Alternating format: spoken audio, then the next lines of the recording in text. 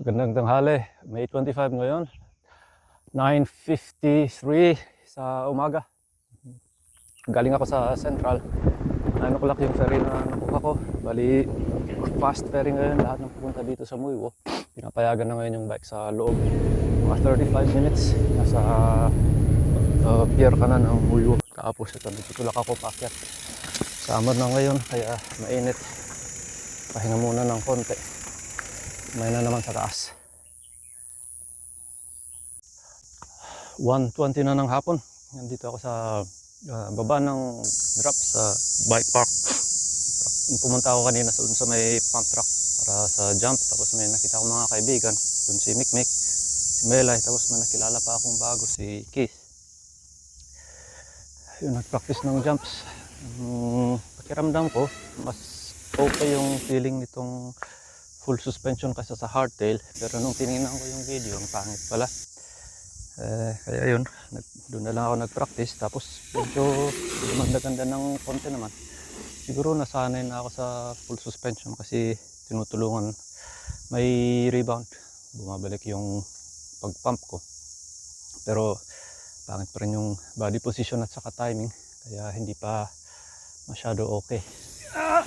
Tapos yung INXS, nandito ako nung May 20, holiday.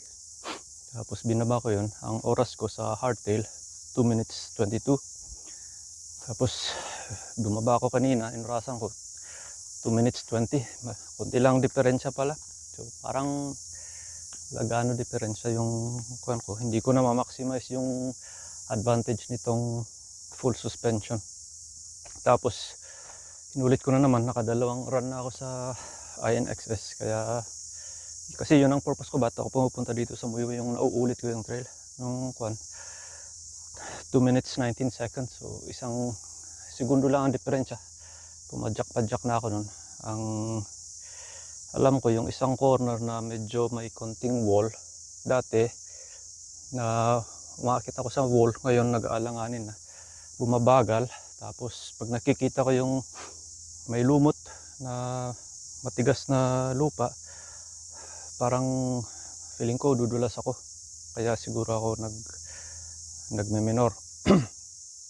Tapos nagbe-brake pa rin bago sa drop.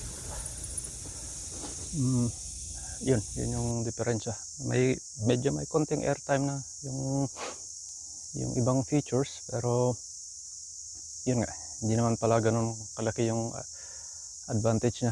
So, hindi ko pa na ma-maximize yung full suspension. Magpapahinga ako kasi mainit, kaya madaling mapagod.